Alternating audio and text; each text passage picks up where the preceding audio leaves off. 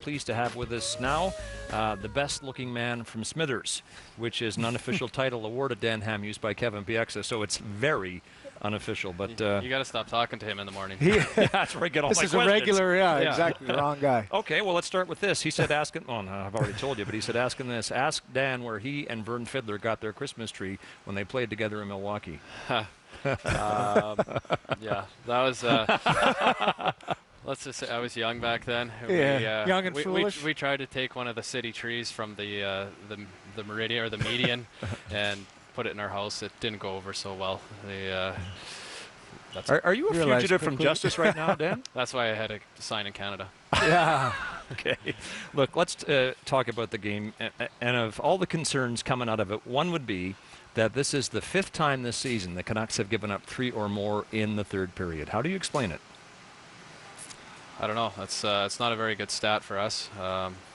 We've had pretty good stats in every other area of our game this year, but you know that's a little bit concerning. And you know we're just watching a lot of tape right now. We know the playoffs are just around the corner, so we're really trying to get our game in order for the playoffs. How do you compare the drive right now, this year to last year? I mean, you were the President's Trophy winners last year. You had obviously an incredible regular season. Forget about even the playoff run. Where do you gauge where your mindset is at this year compared to last at this time? It seems a little bit different this year. You know, last year we were really in the moment. There's not a lot of expectations for us, but different expectations than this year. This year the expectations are so high. So many people are looking kind of ahead to the playoffs, and not even just the playoffs, but to the finals. Yeah, they're already getting ahead. Getting back to the finals, and so you know when we win, it's expected, and you know wins this year haven't been as exciting, it seems like, and losses are traumatic for us. we don't expect to lose, and it's been a bit of a different year dealing with those expectations. But you know, our record's good. We're second or third in the league right now, and you know we got to take you know some credit from that and build off of that. But I think everyone's got their looking ahead a little bit to the playoffs here, kind of excited to get there, but we've got to get our game a little bit better here for them. Overall, Dan, it's been a spectacular season for you. You lead the team in plus-minus, at least you did coming into tonight at +20, and I think one of the key stats for you is you've played every game this season, unlike last year when there were a few injuries, and I think the one that people recall the most occurred in Game 1 of the Stanley Cup Final. You attempt to deliver, well, you do deliver one of the patented Hamhuis hip checks to Milan Lucic, but you got the worst of it. What happened to you? I think I just got a little bit outside my stance, and I think the weight, obviously Lucic is a huge guy, and the weight of him coming down on me, I blew out my groin, tore off my the hip bone, and had a hernia as well, all in the same place. So that was tough to deal with, and quite a few injuries last year, a couple concussions, bruised foot early on, and then that one to end my season. It was kind of a tough year that way, but you know this year I've been pretty fortunate so far to stay healthy. When I see you flying across like that, I mean, you're not a big guy in stature, but you're a real solid player. When you're trying to make that hit, is it half timing? Is it half just reading where the guy is? I know I see the two of you, Kevin Bieksa, he gets one guy in his mirror and you come across. Is it all about timing, or is it a technique that you've worked on? I think it's both. It's a bit of a high-risk hit. Yeah. And if you miss, you look bad. If you miss, you look really bad. But if you can make it work, it's an exciting hit. Crowd loves it.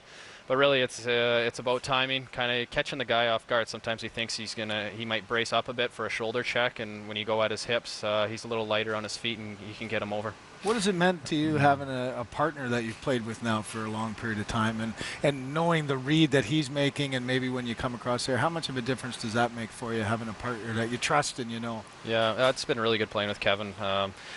We started last year early on in the year, and I think you know we worked together really well. And as time went on, I think you just start to read off each other without really thinking about it. You kind of know where each other are, know each other's tendencies, and you know we've played really well together. I've enjoyed playing with him. He's plays with an edge out there, and you know, a great skater, gets a lot of offense too.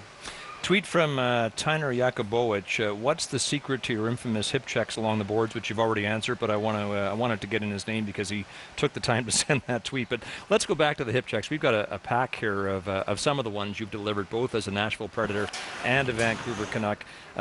We haven't seen a lot of them this season. In fact, I'm not sure I've seen any. So the question is, have you been more careful with them or stayed away from them because of the injury, or perhaps because the way the game is being called these days and the possibility of suspension?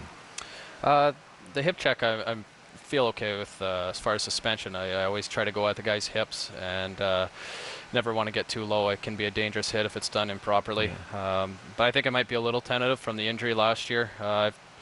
And the hip check, as we were talking about earlier, it's a full commitment thing. You got to go in knowing you're going to do it, and if you kind of go half in there, it's the guy can get around you. So it's a full commitment, and I've been a little more tentative, I think, because of the injury. As Scott was talking about whether you have to deal with suspensions or not, watching from afar, you look like there's a lot being let go right now. And as a player, are you guys feeling that? And is it confusing at all when you go and things that early on, or maybe even last year, that were always being called aren't? What's the players' outlook on that type of a calling system? Certainly power play seemed to be down in the last month or two. I mean, for us, it seems like we're only getting 1 or 2, maybe not 0 in a game, and it seems to be a tendency around the league.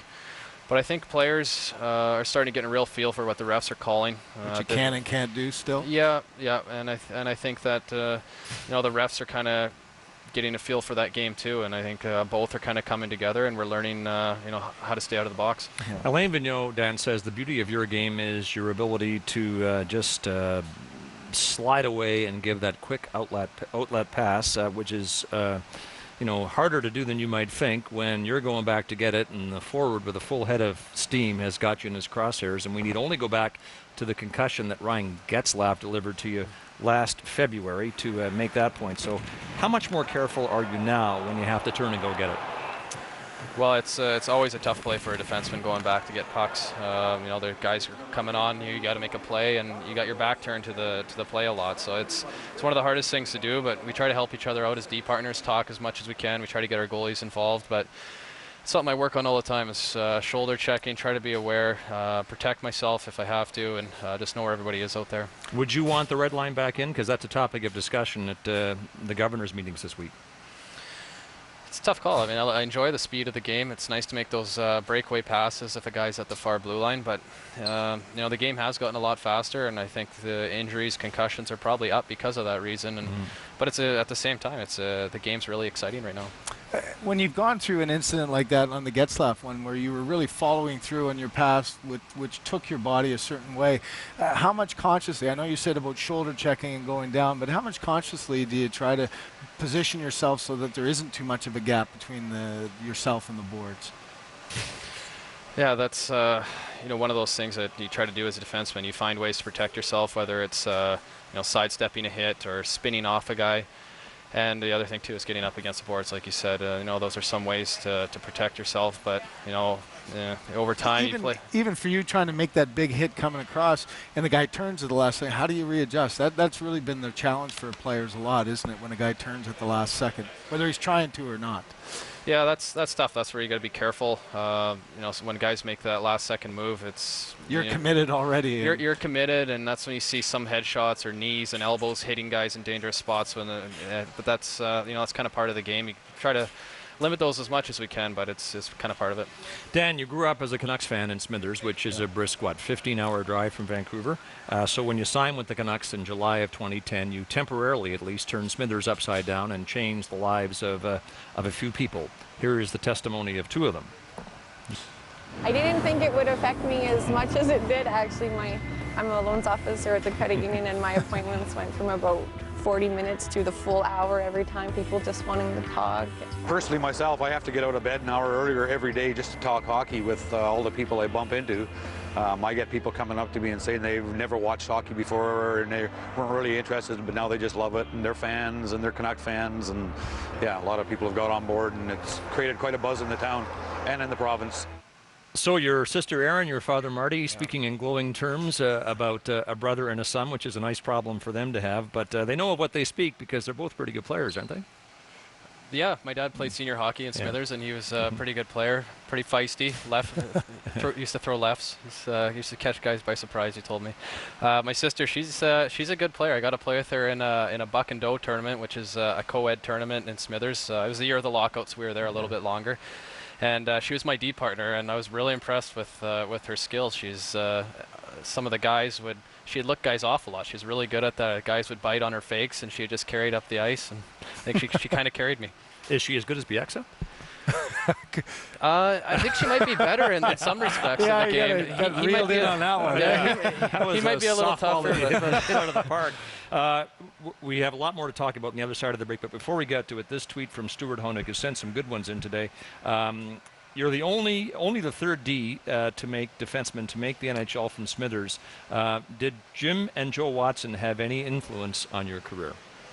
Not too much. They were out of Smithers. Probably. But you knew of them growing up? I knew of them when I was growing up, and they have family there still. Yeah. I knew some of the younger people in their family, but they were out of Smithers, I think, probably before I was born. So they played for the Flyers in the 70s. I was born in '82, right. So not too much of influence, and there's a pretty big gap there between them making it to the NHL and when I did. Okay, Dan Hamhuis of Smithers, more about growing up in the town of Smithers and his powerful social conscience up for discussion when we come back to Rogers Arena.